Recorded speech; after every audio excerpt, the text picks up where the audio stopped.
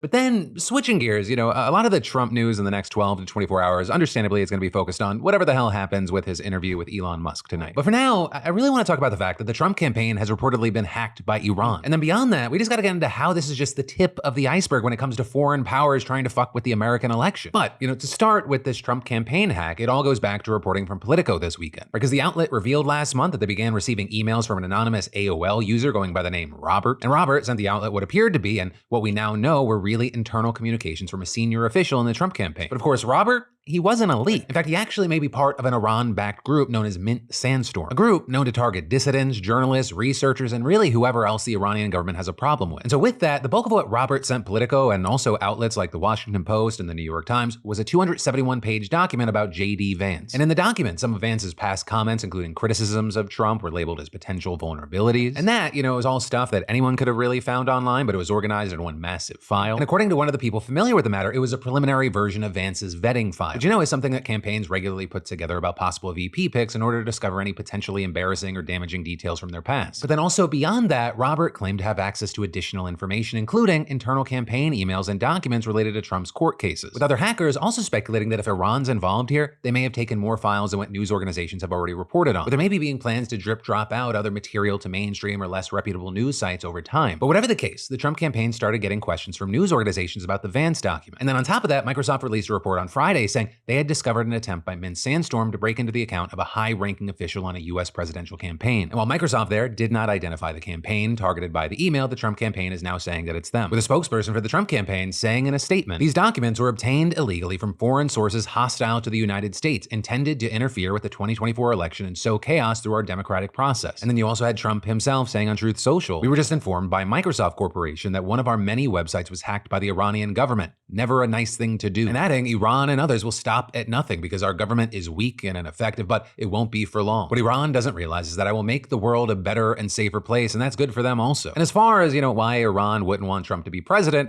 as president, he withdrew from the 2015 nuclear deal, he reimposed economic sanctions on Iran, he ordered the killing of a top Iranian military commander in Iraq. And actually, we talked about this, you had US officials warning about a potential Iranian assassination plot against Trump a few weeks ago. Though notably, that was unconnected to the attempt in Pennsylvania. And then also, last week, the DOJ charged someone for allegedly plotting assassination attempts against political figures in the US, including possibly Trump. Right? And so with all that, you have Trump and his supporters saying that Iran's apparent preference for a Democratic president is proof that his approach works. Though of course, that is up for debate, with others pointing out that his exit from the 2015 deal actually gave Iran an opening to rebuild its nuclear program. And then beyond that, a key thing is that Iran is just one player in all of this. Because although Iran's hacking operations have become more advanced and more aggressive since 2020, some former US officials say they don't come close to Russia's capabilities. And notably, they're saying there that Russia might have also breached one or more campaigns by now. And of course, the evidence there suggests that if Russia had a preference in who wins in November, it would be Trump. Right? And so with all this, there's another big thing that a lot of people have been pointing out, and that is the apparent hypocrisy of the Trump campaign when it comes to foreign election interference. Because notably, you've got people like Chris Krebs, the founding head of the Cybersecurity and Infrastructure Security Agency, saying that Iran is replicating the 2016 Russian playbook. Back when Russia hacked the Clinton campaign and broke into DNC servers. And well, now the Trump campaign is saying that any media or news outlet reprinting documents or internal communications or doing the bidding of America's enemies. Back in 2016, Trump said that he hoped that Russian intelligence services had successfully hacked Hillary Clinton's email and encouraged them to publish whatever they may have stolen. Which is why you have folks like Democratic Representative Adam Schiff writing on X. In 2016, the Trump campaign welcomed Russian interference, took advantage of it, and then sought to deny it, much to the detriment of the country. And then adding, we should all condemn any foreign interference in our elections, no matter which party it harms or helps, Democrats or Republicans. With then Congressman Eric Swalwell putting it like this, saying, yes, Trump is the most despicable person ever to seek office. He also sought foreign hacking in a past election, but that doesn't mean America ever tolerates foreign interference. We then finally hear a spokesperson for the National Security Council saying that the Biden administration strongly condemns any foreign government or entity who attempts to interfere in our electoral process or seeks to undermine confidence in our democratic institution. But a key thing here is that with all this, many experts are saying to expect more hacks and expect more leaks as the election draws closer. So for now, we'll have to wait to see how things play out. And in the meantime, of course, I'd love to know your thoughts.